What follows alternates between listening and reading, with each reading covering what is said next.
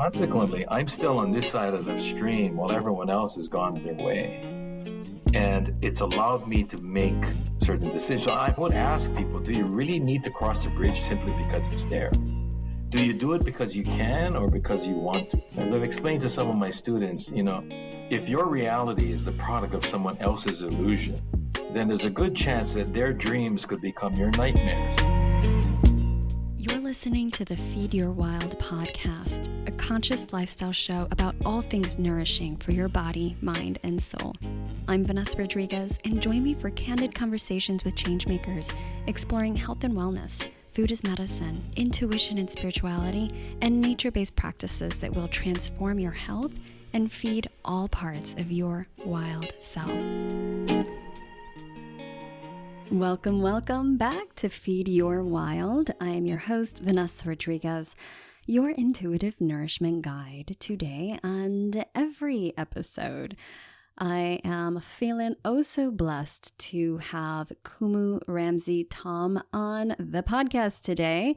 If you are a healing practitioner, a practitioner of cultural and spiritual arts, this is a must listen, but it's also one that is incredibly powerful for literally any human that is alive today. In these times that we're really navigating, which can feel highly contractive, and for those who might identify as spiritual seekers and starting to open up to practices that you're learning about, that you've been exposed to, Kumu Ramsay throws down so much wisdom in this conversation. I highly recommend that you tune in, even if you are not a practitioner of cultural or spiritual practices in a professional manner. I was first introduced to Kumu Ramsay and his work through Isis Indria. Now, Isis is the founder of the Academy of Oracle Arts. We had her on the podcast. That was episode 179, The Art of Divination and Oracular Consciousness for Transformative Times. Beautiful conversation with Isis over there. And she hosted Kumu Ramsay in person where they are. I believe they're in Nevada City.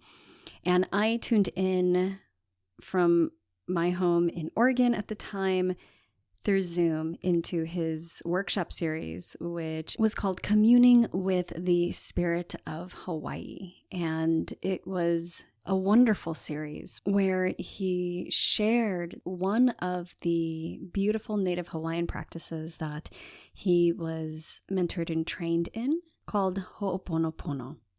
Now, this is a practice that I was first introduced to maybe a decade ago, 10, 15 years ago. But when I was introduced to it, it definitely was in this way that was more, I guess you could say, new agey and soundbitey, which Kumu Ramsay will speak into. Nevertheless, it was incredibly powerful, and I got curious about it, and I wanted to learn more. However, I also recognized that this was a practice that was part of a larger tradition and context and anchored to a long history and people.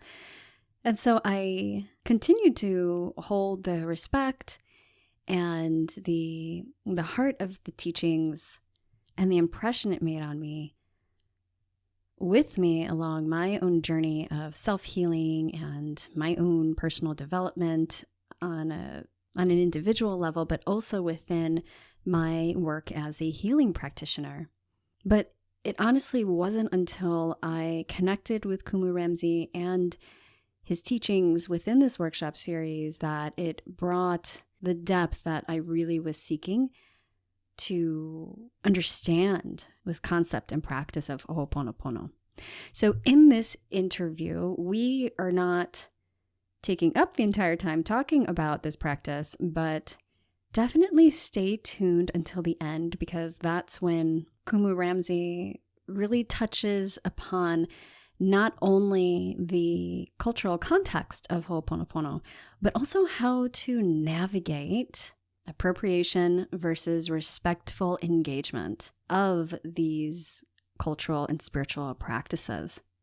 Kumu Ramsay shares his origin story, if you will, and how he came into becoming a respected cultural practitioner that lives within and engages with multiple worlds.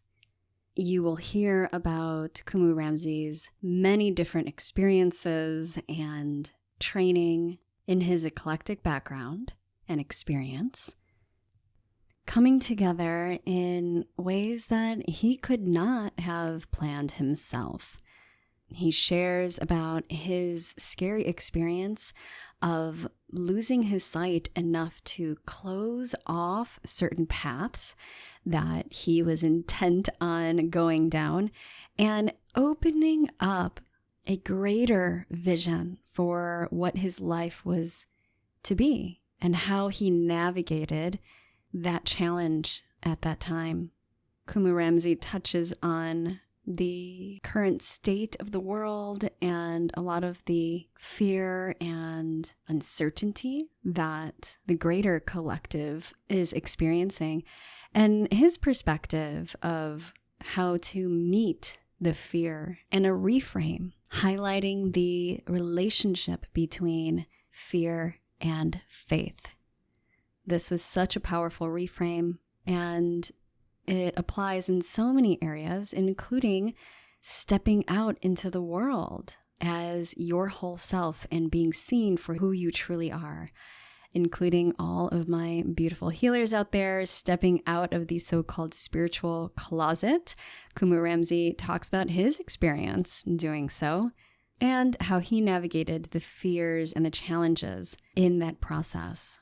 He also shares the importance of having a compass versus a map for the process of tracking, and his perspective on belonging. As mentioned in the interview, Kumu Ramsay will be teaching a masterclass as a guest mentor for my students inside of the Wildly Intuitive Practitioner pathway, and the focus will be on hoʻoponopono, seeing it through the lens of an integration process as well as a starting point and a value set for remembering. If you are interested in joining us for this live masterclass and inside of our program, the Wildly Intuitive Practitioner pathway, I invite you to apply. You can do so by clicking the link in the show notes or going to wildlyrooted.com/apply. It's a very short application with a few questions, and we will be in touch shortly after. I look forward to receiving your application and getting to know you. Kumu Ramsay's masterclass is one of the many incredible teachers that we have inside of WIP, the Wildly Intuitive Practitioner pathway, as we call it, in addition to the core curriculum and bonus programs that you get access to. I'm excited for this next round and cohort of the students that are choosing to step in, especially as we move further into this year of 2023 and saying yes to yourself and this path that is calling you to be that, what we call that new earth intuitive healer you know you are meant to be. Kumu Ramsay and I would love to hear from you, your ahas, thoughts, feedback on this episode, and questions that you might have. You can reach out to us on Instagram and on Facebook, as well as our respective websites. Of course, check the show notes for all of the links. And there's also a special link in the show notes where you can ask us questions for the podcast. That would be a perfect place to do that as well. Of course, there's so much more that we get into and that Kumu Ramsay shares with us inside of this podcast, but I'm going to stop talking and take you to our chat right now. So here we go. Hope you enjoy. Today, we are speaking with Kumu Ramsay Taum. Kumu Ramsay is founder and president of the Life Enhancement Institute of the Pacific Cultural Sustainability Planner at PBR Hawaiian Associates, and serves as the director and program coordinator of the Pacific Islands Leadership Institute at Hawaiʻi Pacific University. Mentored and trained by respected Hawaiian elders, he's a practitioner of several Native Hawaiian practices, including hoʻoponopono, lomi, and Kaihewalu Lua. Hopefully I pronounced that one correctly, Kumu. Kumu Ramsay is a sought-after keynote speaker, cultural resource, lecturer, trainer, and facilitator. Kumu Ramsay, thank you so much for coming on the Feed Your World podcast. Oh, thank you for the invitation, Vanessa. I've been looking forward to it since our earlier conversation. So mahalo, as we say. Thank you so much. Love it. Yes, I was so much looking forward to this. I described this a little bit in a pre-recorded that intro for the audience, but I had the pleasure of participating in Kumu Ramsay's wonderful workshop series in August last year, Communing with the Spirit of Hawaii. And this was with the Academy of Oracle Arts. So for those who are listeners, longtime listeners, I had Isis Indria on my podcast. That's episode 179. I'll have the link there for those of you who are interested. She talked about the art of divination and oracular consciousness. Very, very lovely interview and a beautiful person. And she has a wonderful academy there. So that's how I was first introduced to you, Kumu. And I loved your class. You brought in so much depth and context to a lot of sacred teachings that I feel people are exposed to, maybe have been exposed to, have learned sort of like in passing, or maybe in sort of like a pop spiritual cultural way, if we want to call it that. And, you know, just kind of really leaning into the origins and just a richer, deeper, and contextual way of understanding this I think was really important for me. So thank you for that. We're going to touch on those items as well. I also wanted to mention that Kumu Ramsay is going to lead a masterclass as a guest mentor for the healers in my program, Wildly Intuitive Practitioner Pathway. So excited. Yeah, for anybody who's interested, send us an email, let us know. So, Kumu Ramsay, I love to start off me with some juicy medicine stories, origin stories. And you have such an eclectic and wide range of skills and geniuses and background experiences, even working with business and government and military and community service. So in addition to, of course, your beautiful cultural practices and work, I am so curious, and I'm sure this is a very long story, but if we were to succinctly put it together, how did this come about for you? What is the origin story with us? Yeah, well, first of all, thank you for those kind words, Vanessa. I've been very fortunate and blessed. And as part of my upbringing and training, encouragement by those that facilitated that learning, continue to share as they shared with me. So this is another opportunity. So thank you for allowing me to do that. I have to say that it started many years ago, really because I always had an inquiring mind, but I also had parents and a support system that supported that inquiry. Whereas I know others who may have asked a question and never got it answered. And as a result of having that kind of support, and I like to say, if we compare it to Maslow's hierarchy of needs, I think I can safely say that we being my brother and sister, I being the oldest, had the first layers or levels of that hierarchy cared for quite early. So we knew we were taken care of. Our basic needs were met. We had identity. We were loved. And so it was a matter of self-esteem. So we got to work on that quite early.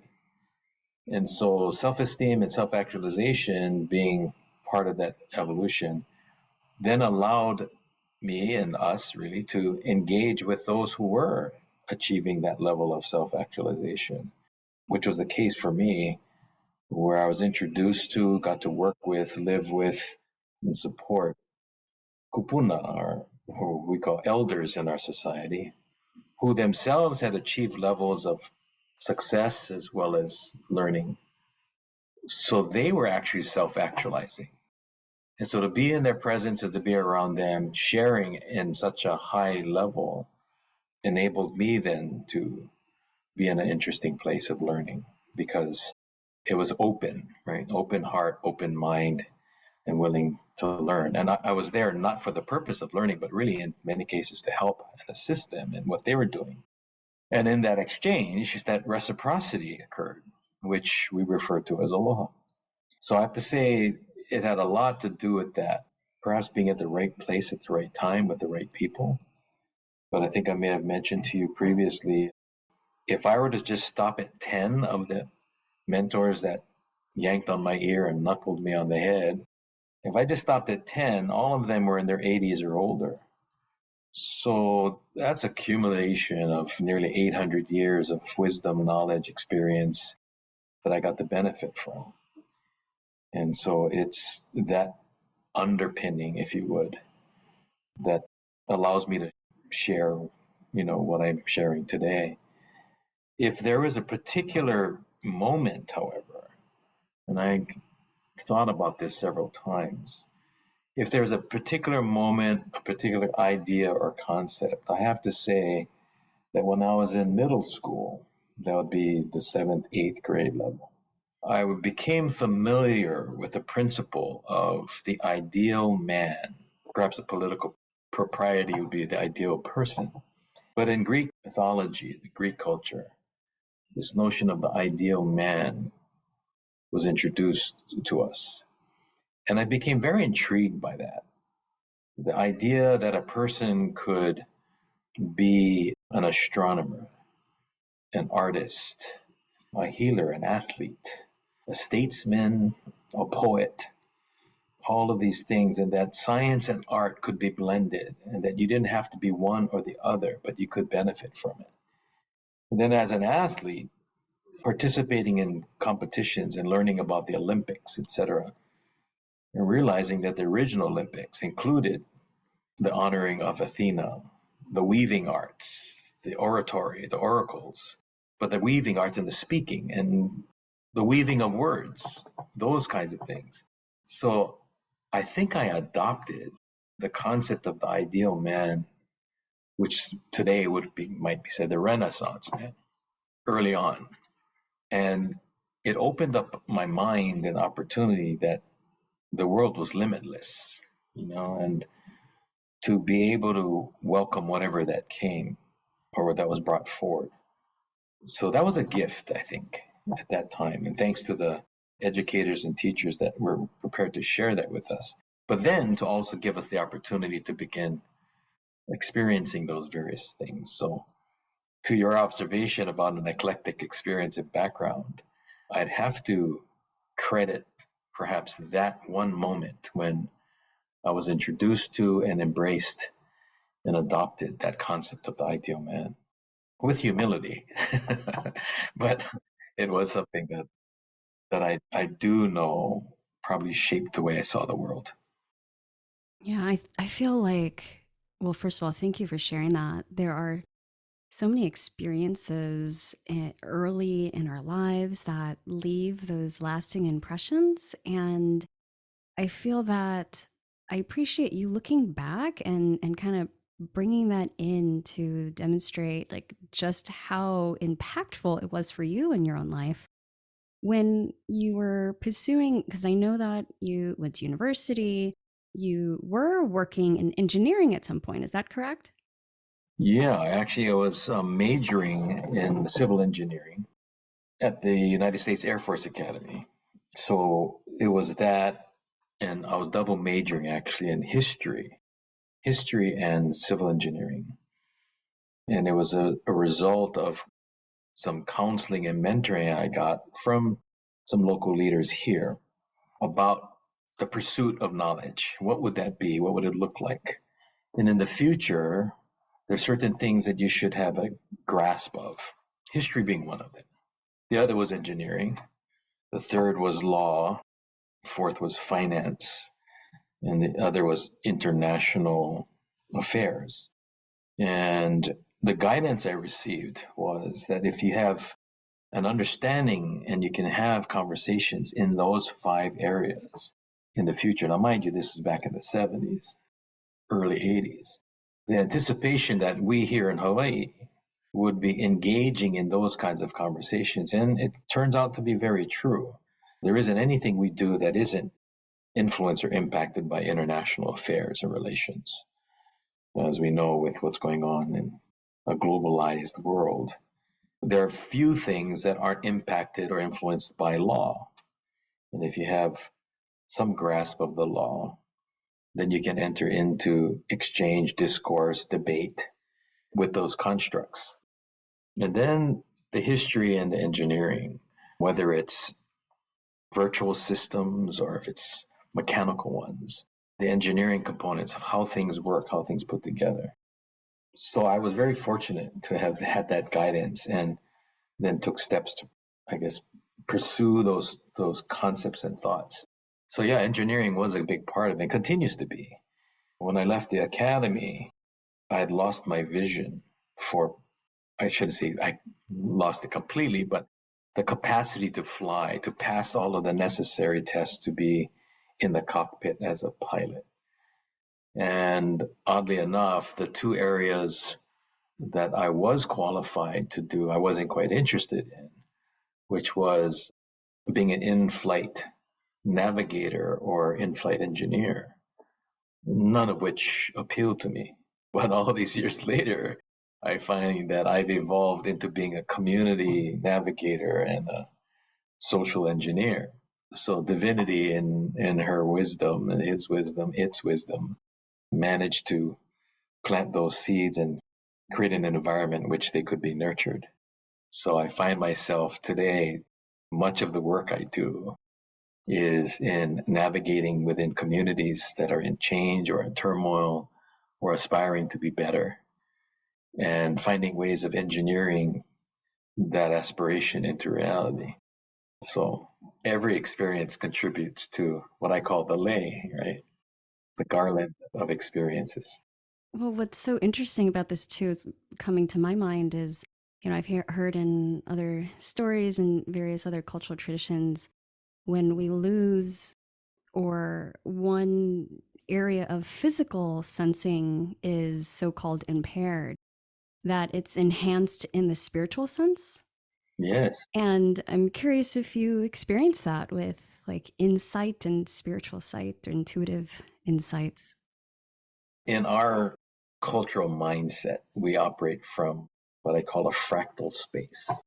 And we communicate allegorically through metaphor. That's a big part of our culture. And when at the time it was very physical, because I was still in that headspace, to be told you can't see fundamentally, right? You don't have the vision capacity.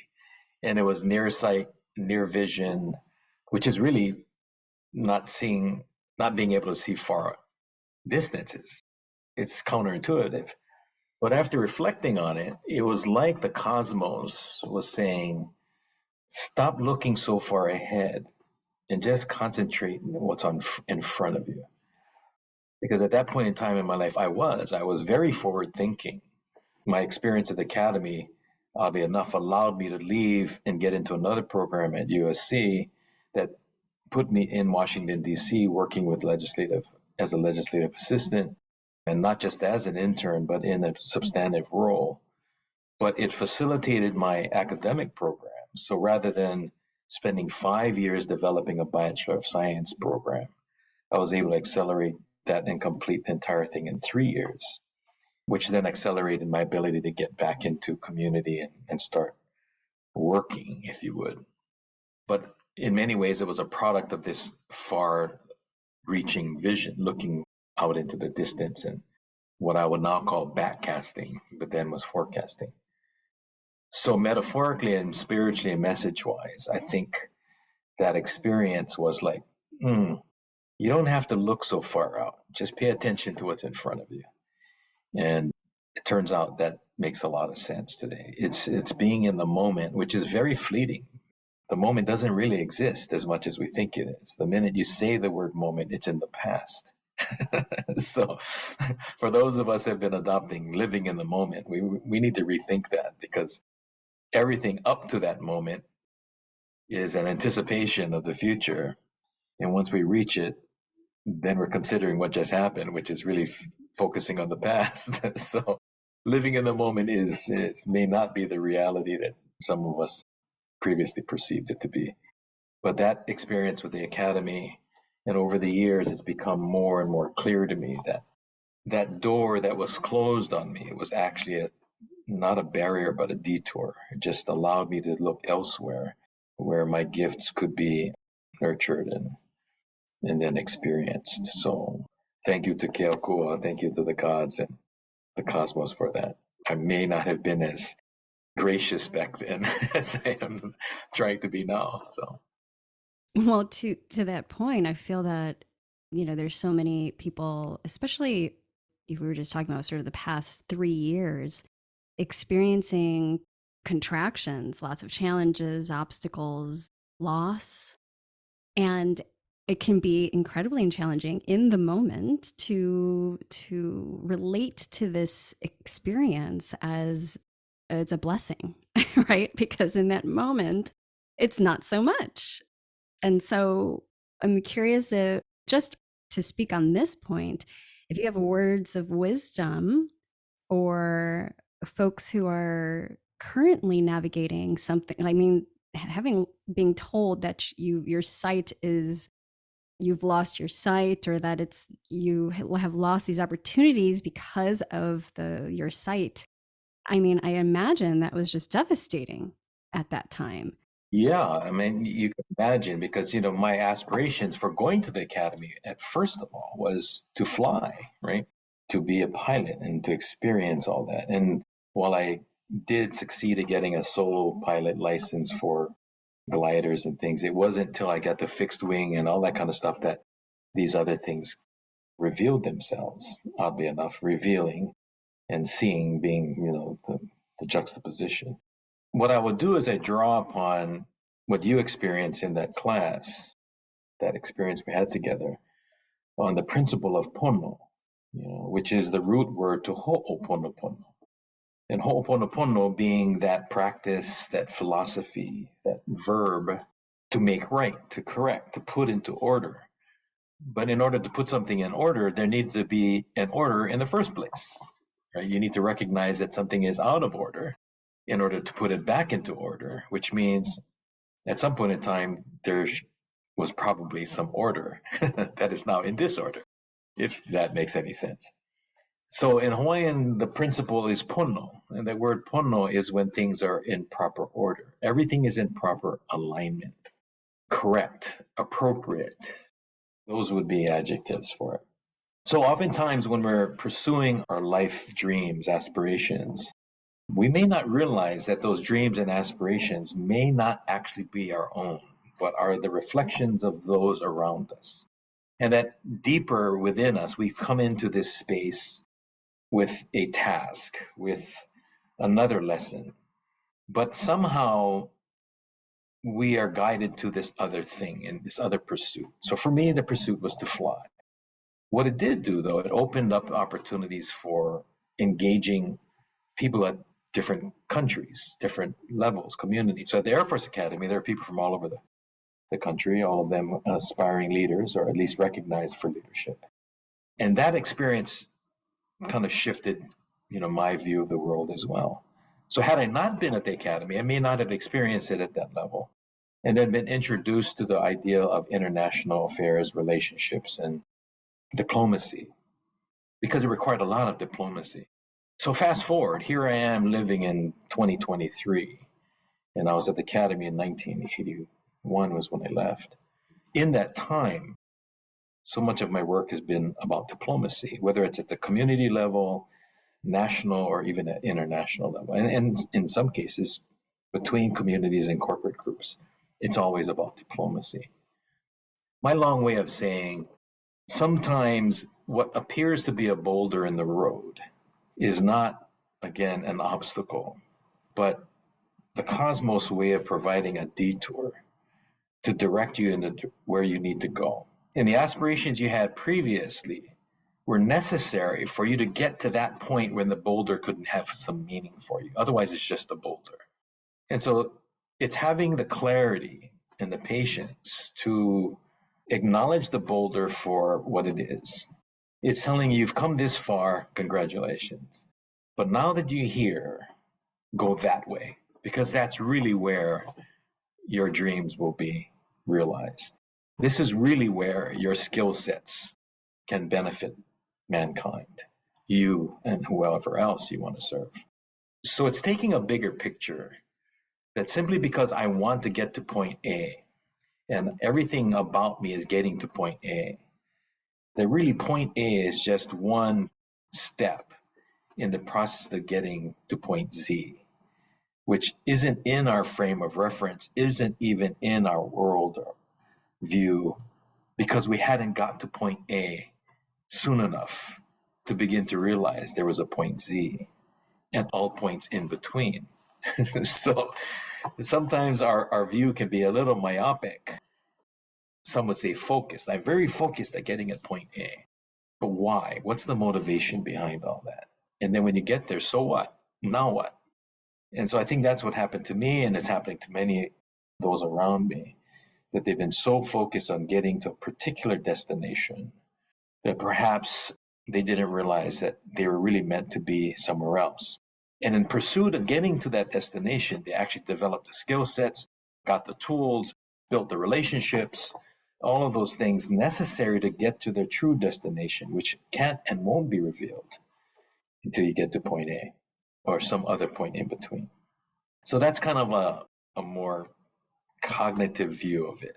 But from a spiritual view, it's just trusting, letting go, and surrendering to the idea that there is something greater than ourselves, that we are much a part of.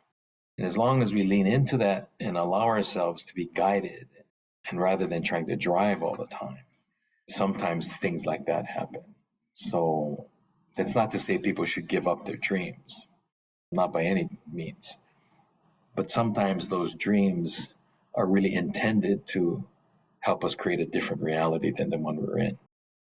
That was so beautiful. And I feel that it almost gives us permission to take a breath, that we're not always in the driver's seat if we even are in the driver's seat, right? Like, I think we're co-piloting in this sense, and with creator, with spirit, with God, however one's orientation to this consciousness or this greater spirit that we're plugged into. And I am curious at that time, because you've been mentored and trained by respected kupuna, so elders, and currently a practitioner and instructor of these Native Hawaiian practices that we had listed. At that time, were you practicing? Were you being mentored at that time? And what was your relationship to yourself as a cultural practitioner? Good question. I think I was just coming into that. And I think this experience, this being the academy and the door being closed on my face, forced me to redefine, refocus, which then allowed me to embrace some of these other skills and then be introduced to people who could then help nurture that within me. And in some cases, actually reveal it to me because I wasn't quite aware of it. As one elder shared with me several years later, when he asked me, he goes, "So what kind of law is it you want to pursue?" And because that was an aspiration. And in the process of sharing that, he said, "Do you want to pursue English law or Hawaiian law?" And I have to admit, at the time, I wasn't aware that there was a difference. After all of the years of training and education, he reminded me that my education, which I'm very grateful for, was provided to us by a school and a benefactor, princess here in Hawaii, whose wealth and properties were allocated to the education of Hawaiian children. And I happened to be one of the fortunate students to benefit from that. But he reminded me that really that training and education was guided towards the American experience, to the continental world. And mind you, I'm using these terms retroactively in hindsight. But he was saying you're really being trained to look west, in our case, east, but towards Western principles and concepts. When in reality, your own people, your own culture is very rich in its own cultural assets, which you haven't begun to even uncover, experience, or tap in on. It was then that some of these things became revealed, and that's when some of these elders began taking me in. And it wasn't until I actually disengaged from that particular institution, the institution I graduated from, went away and came back and was retained to work at this. So it felt like a legacy continuing. Well, then it wasn't until I left that path that these other pathways opened up, that the elders came forward. And literally one asked me, are you done with them?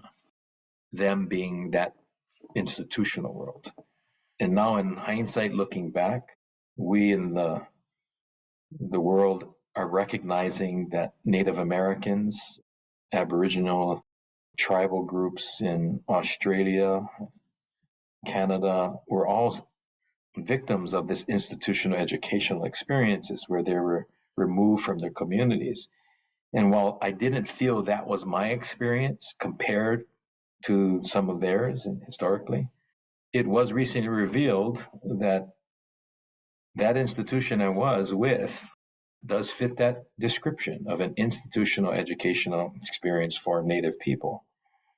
And again, I'm very grateful for the education I got because it allows me to think in the way that I think. But it wasn't until I embraced the Native cultural principles, practices, and philosophies, values of our kupuna, did that make sense. That became a tool, a means, not an ends. But it required the time to be inside of that. So that's when the cultural stuff started happening. Culture elders, practitioners began to show up, which kind of reminiscent of that old saying, when the student is ready, the teacher appears. And so that's kind of what happened. I think I got to that point where my eyes were now opened, my heart was open, my mind was open to receive different things. And one elder after the next appeared and began to take me through this path of learning. The practices, the principles, the language, many of things that we had been disconnected from as a Native people because we were being assimilated into a different worldview.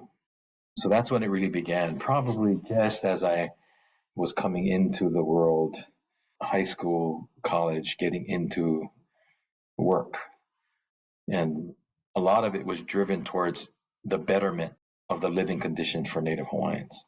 I look back now and I can honestly say that became a very important point for me to get involved in activities. And that's different from sovereignty, which many people look at today.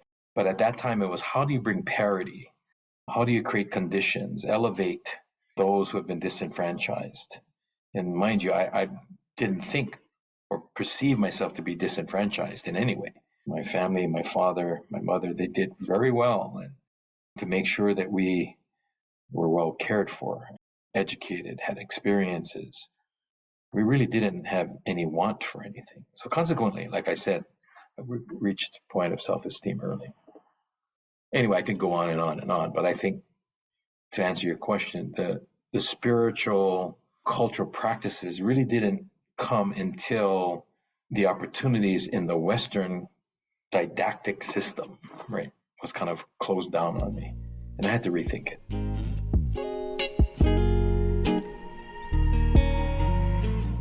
Hey there, I'm interrupting this amazing interview to share about our upcoming live workshop just for aspiring and advanced practitioners and healing artists. It's called Free to Be All of Me, a practitioner and healer's guide to overcoming imposter syndrome and reclaiming your intuitive gifts. This live workshop is coming up on March 16th, and I am really excited because it's basically 10 years in the making.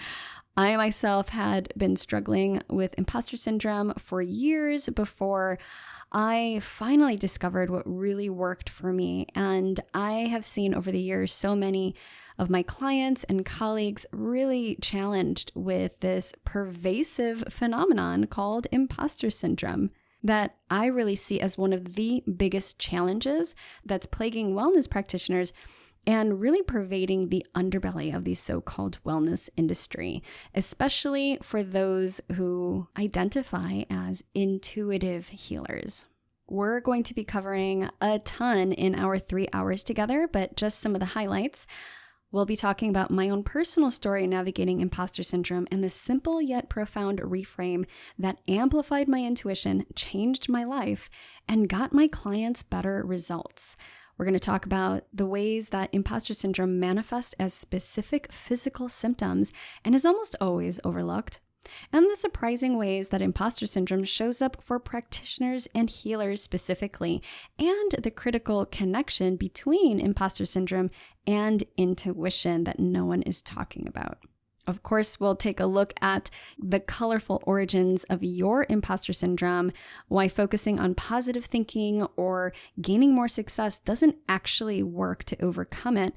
And we're going to go through a unique and intuitive process to identify the core roots behind your imposter syndrome, unearth how it's showing up in your life, and clarify specific action steps to not only break through imposter syndrome, but begin to reclaim all parts of yourself, including your intuitive gifts.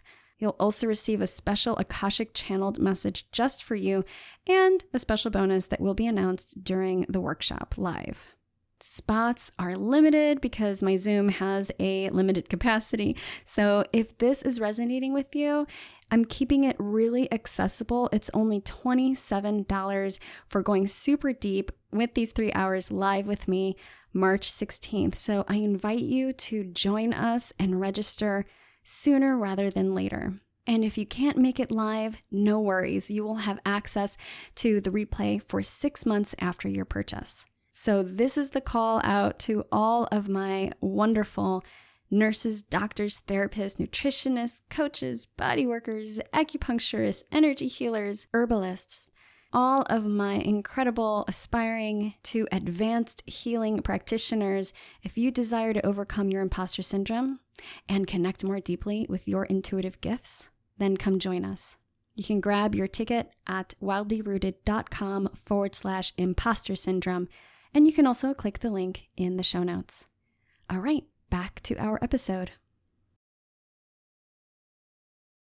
I think that this is really important, this kind of digging into your coming into this learning and your culture and connecting to the teachers that appeared when you were ready. And this concept that you had brought up in our pre-chat of the gifts that were available to you to receive. And when you were ready at the appropriate time and in the appropriate context, right? And a lot of what I'm hearing too, and I'm listening from the perspective of, somebody who who's listening might be detached or disconnected from their own lineage. Perhaps there's a hunger for mentorship for elders, but there are only olders. There's no elders available, right? And in the sense that, for those listening, like older folks who are also disconnected, who don't have the connections to the lineage. And so they're seeking that mentorship, they're seeking the wisdom, and they're looking in places that are outside of their own lineage or culture.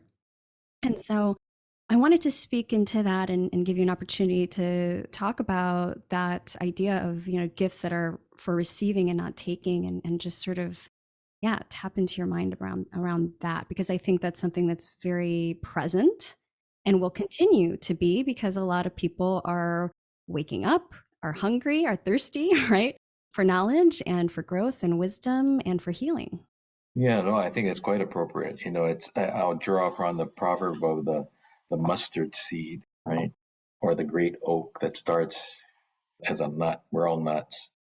We grow from inside out, not outside in. And at some point in time, I think the seeds for that are within all of us. They've been planted there. They came in with us. And depending on where that seed falls, how it's nurtured, how it's cared for, who the farmers might be, will determine whether that seed grows into whatever it's supposed to be one day. And I think I'm just fortunate that those seeds rooted. And when they rooted, there were those around prepared to prune and weed and nurture that which they saw now growing. Right? I think each of us has that. When that starts to sprout, what next? Now, if you thought you were going to be a pine tree and you grew up to be a mango tree, that might be a little disconcerting. But recognizing that each of us has something to offer. And in the world that we live in today, with people moving around so quickly and the external world changing, to rely on externalities may be folly. So how do you turn within to go back to those seeds? As Auntie Pili'i would say, and she was the keeper of Hawaiian wisdom and knowledge. She said, the seeds of thought are watered by the emotions of heart. And so as it begins to sprout, be careful of the words you use in your actions, because once they leave your mouth, those words, you can't take them back. So the seeds of thought are watered by the emotions of heart. So guard your thoughts, guard your feelings, but above all, guard your words. But if we're not aware of the seed bank or the source of emotion, then we could be participating in a practice of seeding a world with things that aren't nutritious for our communities, but something that could be harmful. So finding a mentor is helpful. That is true. But connecting to a tradition, a practice, or philosophy, and living through that is important.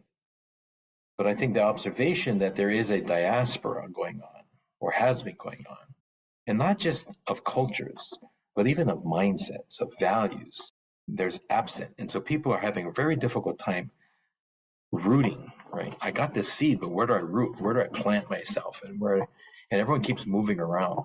I had a young man at a recent event in Aniwa who actually came up to me and asked me what he should believe in, which I found quite interesting, if not disturbing. And then further conversation, I was asking why he was having this problem. And it turned out because he kept following other people. He would read that, he'd go to this conference, he'd go to that workshop, and he just had this plethora of data and information. And he just had nowhere to put it because there was no guiding principle. There was no crucible that he could then put things into and blend it well. It was either his teaching, he heard that, or this, that.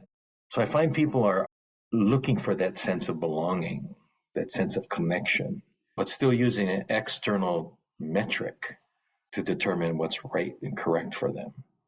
And this is where I think we have to look in. We have to find and nurture that inner guidance, the compass, if you would, rather than just looking for the map to the gold.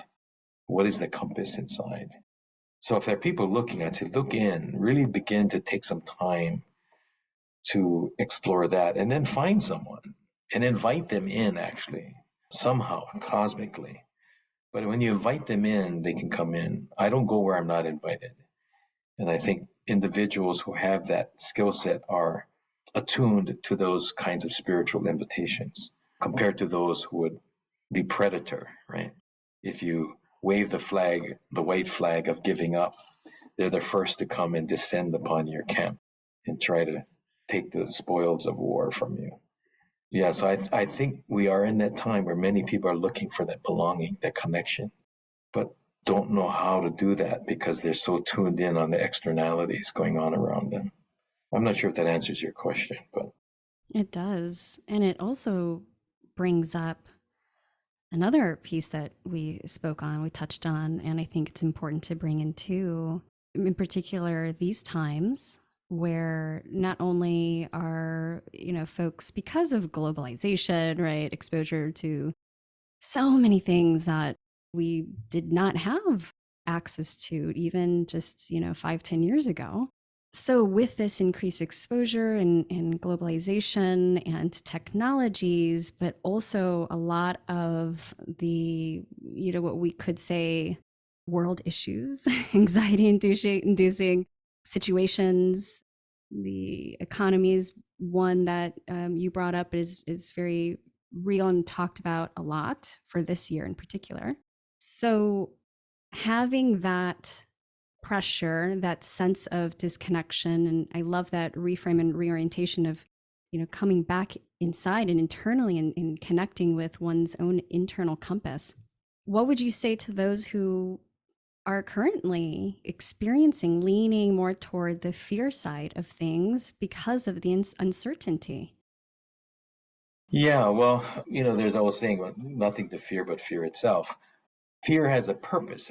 There's a function for it, and that is to address and protect oneself, but not to be lost in it. I don't want to take that away from anyone, say you shouldn't be fearful. If anything, if you sense that fear, then how do you address it? How do you redirect that energy, that gift that says you've now recognized danger or risk? Now take the steps to address it. Some of us turn that fear into anger. And so oftentimes many people that are angry that I'm dealing with, they're just fearful. There's just stuff that's going on in their life, and that's how they react because they don't want to show their fear. So assessing that is quick. So I think a lot of the things that are going on in the world today is that we've got a lot of fear going on and people are responding with anger. And I think being able to distinguish the difference and not recognizing that when somebody is anger, they're actually in fear. So how do you address that? And that's by creating comfort, creating safety. So if you find yourself looking at fear, then seek out safety, because it is in that safety that you can begin to really explore and examine what that's like. But I'd also like to suggest that fear is really the opposite side, or maybe even dependent upon faith. What is it that you have faith in? And I would suggest that fear, a phobia, is actually a reflection of one's faith on the negative thing, the very thing you fear occurring. So for instance, if you're afraid of a dog, you've never had an experience with a dog, but you have this fear. What is that? And if that is, you're afraid the dog's going to bite you, your faith in that dog biting you is what's causing that fear. So it's just a matter of turning the dial to the faith side, dog won't bite me, versus to the fear side, dog will bite me. That's the decision that we can make in our minds. Now, we don't just necessarily think that, we have to act that. So by going up and petting a dog and maybe becoming a dog trainer, all of a sudden you shift that reality because you've acted yourself into new ways of thinking rather than thinking yourself in new ways of acting. In a world of uncertainty, sometimes to be certain, do something that's certain. Do something that is solid. Do something that you plan to, you can see it, and you can make it happen. In that reality, we begin to shift the perception. A lot of it is perception. But there's reason for many people to be in that space. But I think we need to be aware of it, that when a marketer tells me, get it now because it's going to be gone tomorrow, that's fear-based. That's scarcity-based. And I don't know that there's any particular marketing program out there today that does not draw upon that at some point in time. Rather than flipping on the aspirational upside of things, is be a better person, be a better guide, how can I be a benefit rather than how do I just beat the next guy to the front of the line. So I think our own view of the world, our own perspective can take something that is uncertain and put it to the other place of certainty, which means do something that's actively in your control rather than running away from things that we can't control. Does that make sense? Yes. And I really appreciate you bringing in this relationship between faith and fear, which I think is really powerful and applicable in so many areas and timelines. And one of which that has been coming up a lot, especially with the population that I connect with, that I have community around, which is healers or practitioners and people who are here to be of service in some way. And what's very common in a through line is a fear of showing up as their whole selves. And their whole selves, perhaps like in the worlds that aren't privy to work that they do. For example, they are practitioners of maybe like a cultural or spiritual practice and want to integrate that or bring that in, or that is actually a really big part of who they are in their life. And yet for so long have been participating in another kind of world. Maybe it's a more scientific, quote scientific, right? Like from the Western perspective, or technical, or those kinds of things, where political, maybe, where it's not, at least from the modern Western, sort of like capitalistic perspective, it's not integrated at all. It's completely disconnected. And so there's a lot of fear of judgment, a lot of fear of being banished from the tribe, right? There's so much fear that shows up around not only integration, but showing up as who you really are. So I'm curious, in your own journey in navigating these multiple worlds, did you experience that? If so, how did you move through that? And do you have perspective for those who are in that right now? Yeah, I did. In fact, I found myself resisting a lot of things at some point in time. In fact, if somebody was encouraging me to be something just because I could, I found myself saying, really, is that what I want to do? And short of being rebellious about it, chose to do something else simply because they were just so adamant I should do the other. Right. And so it's like, wait a minute. And one of the reasons I left the academy myself, because I could have stayed and done other things, but clearly it wasn't what I wanted to do. It was something that they wanted to do. They wanted me to do. You have this, you can do that. We want you there for. And at some point I had to ask myself, am I mature enough to even make that decision, let alone follow someone else's guidance, whom I really don't know? I don't have enough information. I have enough experience to make an informed decision. And so I decided, no, this isn't where I wanted to be. It was risky because it was not what everyone expected me to do. But internally, I knew that if I pursued this wouldn't be what I want to do.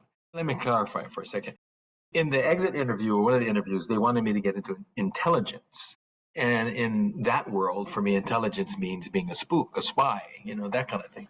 And a value set for me at the point then and now is truth, honesty, transparency. And so I actually told the interviewer, I said, I'm sorry, I wouldn't be fit for that job because I can't lie to my mother.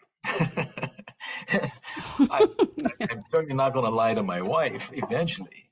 And so if I have to be in one part of the world, I'm not going to tell them I'm in another part of the world just because of the product of the job. And so it was early on that I assessed and determined for myself that there were certain values, there are certain lines that I was not prepared to cross.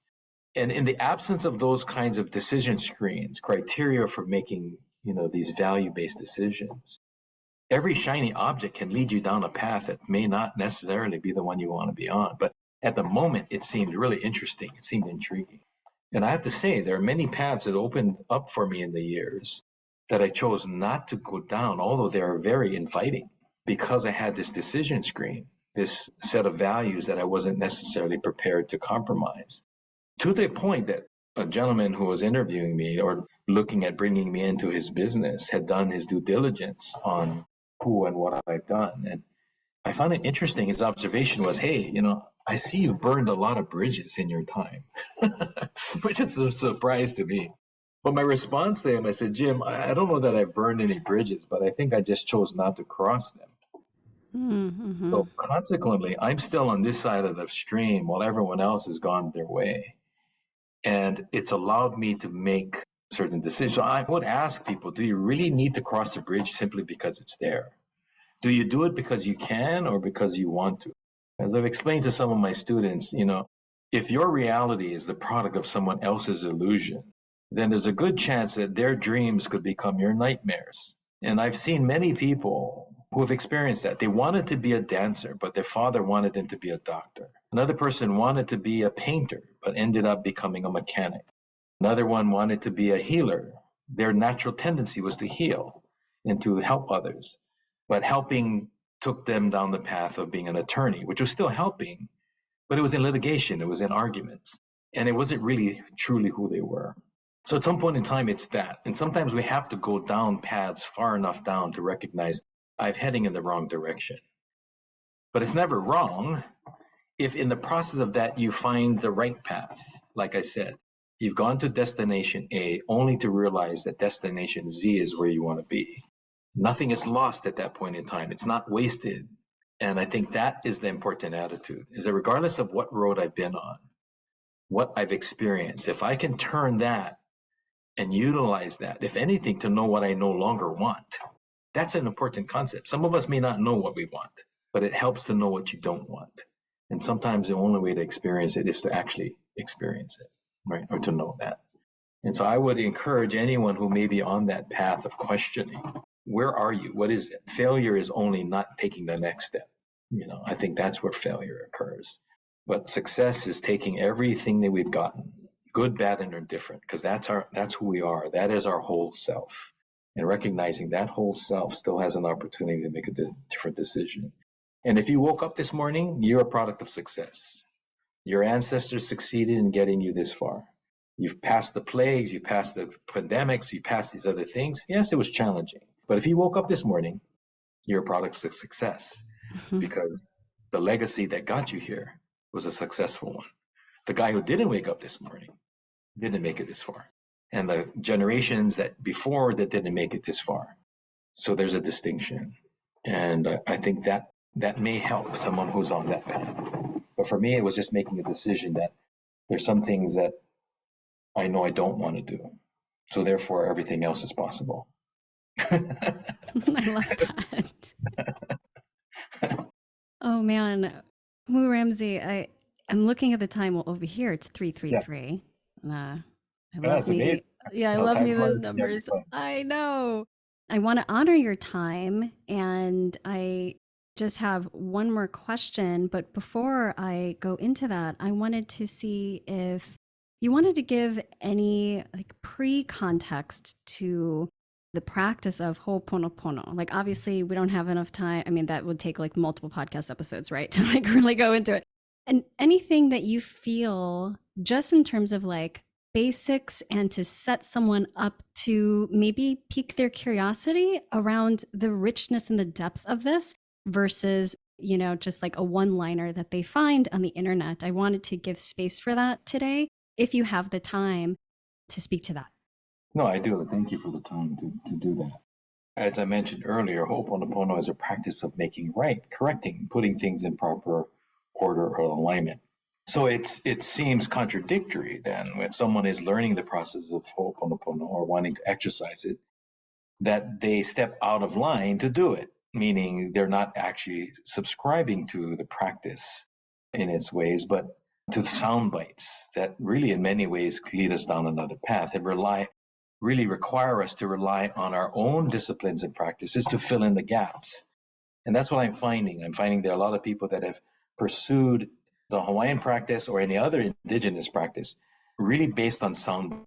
And because they haven't gone through the full training, they haven't embraced it as a discipline and just as a curiosity, is that when they get to that certain point, they've now presented themselves as a practitioner when in reality, they haven't practiced enough to even understand what that means. And so when confronted with a situation where they have now reached the end of their skill set or what they've learned, they start making things up. Or they'll start bringing in things from other disciplines and suggesting that it's just like that. Unfortunately, our students, our clients, those wanting to learn who may not know better, wouldn't be able to tell the difference and therefore believe that what you're telling them is actually legitimate practice. And it isn't until you see the real thing that you begin to unsee the wrong thing. So my cautionary note is to anyone that's pursuing a culture practice of any kind with good intention is to take those intentions further and to recognize that when we step into a room with our own biases and our own proclivities, is that oftentimes we find something may be uncomfortable to us because that's that cultural practice. And if you're not prepared to go there and embrace the culture practice for its what it is in its entirety, in its wholeness, then maybe that's not a practice for you. To alter someone else's practice to suit your own comfort is a little disingenuous, not only to the culture, but also to your clients and to your patients, because they are not getting what they think they're getting. They're getting what you're putting out for them, which is okay if you're honest about it. I think if you can be honest, say, what I'm bringing to the world has been inspired and informed by this practice over here. In this case, it might be hoʻoponopono. But I have altered it, or I have found a different way of pursuing it. So this is me, Mr. X, presenting my worldview of how this practice worked. That way, if something were to occur that was not consistent with the previous training, that culture, those disciplines are not altered or tainted by the transformation or the innovation that is coming forth.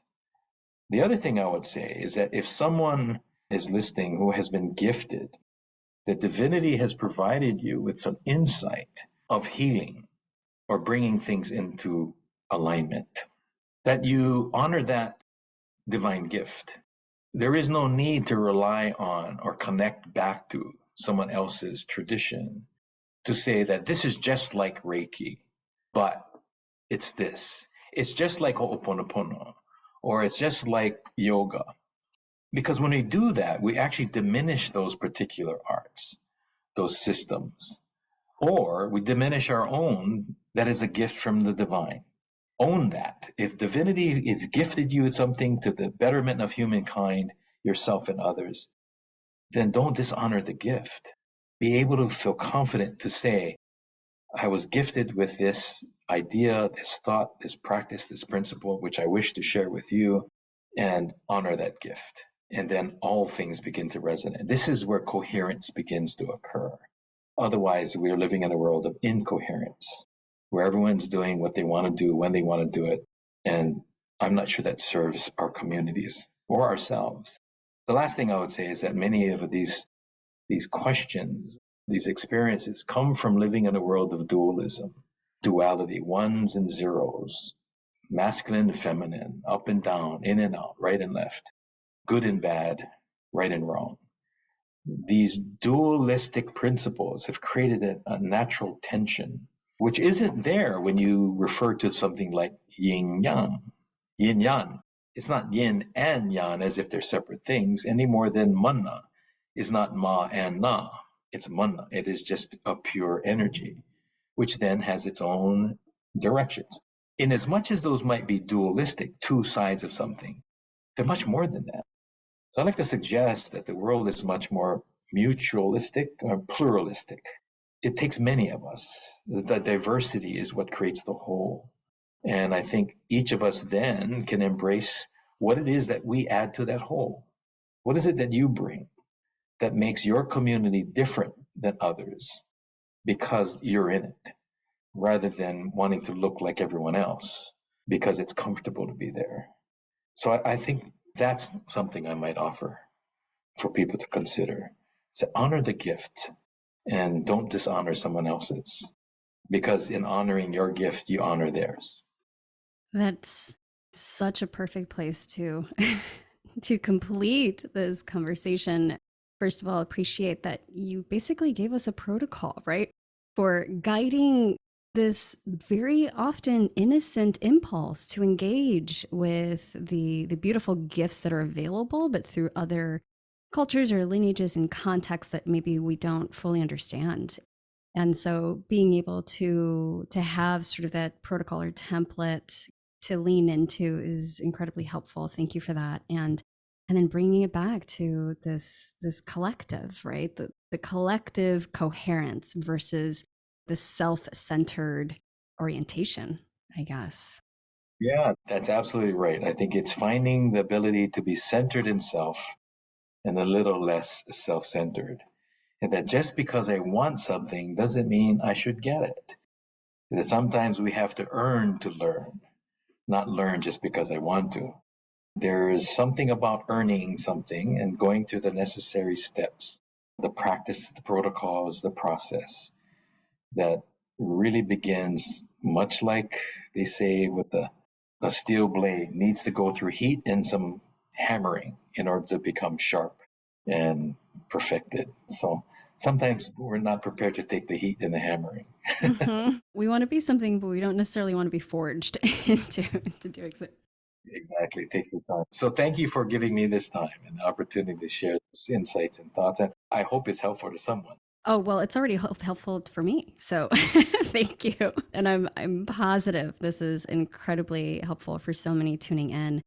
We have one final question that we ask everybody on the podcast. I'm really curious, Kumu Ramsay, what is currently feeding your wild, whether that's body, mind, soul right now?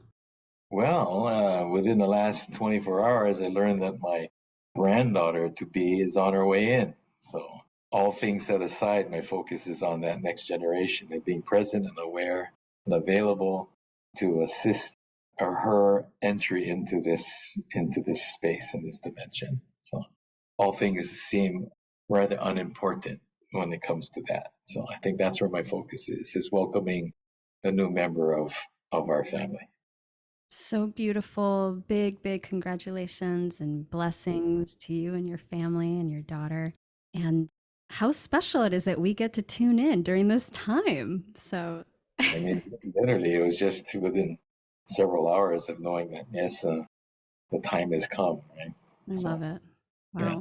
So I know people are going to want to connect with you, learn more, how they can connect with your work. So what's the best way for them to do that and where can they go? Well, fortunately, my daughter, Remy, who is now soon to be mother, has set up several places that people can reach me. I'm on Facebook under Kumu Ramsay. There's also Instagram, LinkedIn there as well, Ramsay Taum, Taum. And there are numerous captured presentations that I've done on YouTube. So if you just look up Kumu Ramsay Taum, and they'll find some of those things there.